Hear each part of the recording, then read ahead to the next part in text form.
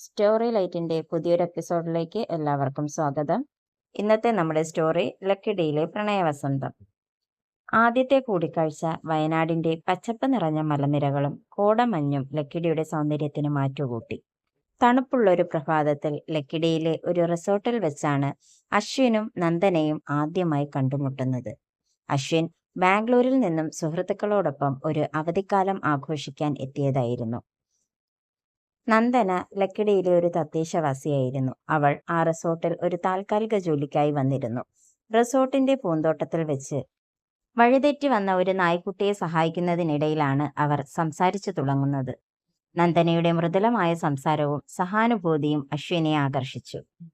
ലളിതമായ വസ്ത്രധാരണവും പ്രസന്നമായ മുഖവും നന്ദനയെ കൂടുതൽ സുന്ദരിയാക്കി.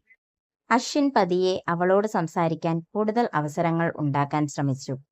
റിസോർട്ടിന്റെ കാഴ്ചകളെക്കുറിച്ചും വയനാടിന്റെ പ്രകൃതിയെക്കുറിച്ചുമൊക്കെ അവർ സംസാരിച്ചു.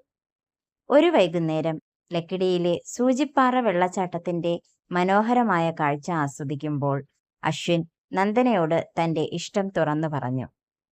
നന്ദന ആദ്യം ലജ്ജിച്ചു. എന്നാൽ അശ്വിന്റെ ആത്മാർത്ഥത നിറഞ്ഞ വാക്കുകൾ അവളെ സ്പർശിച്ചു. അവരുടെ സൗഹൃദം പുതിയൊരു തലത്തിലേക്ക് കടന്നു.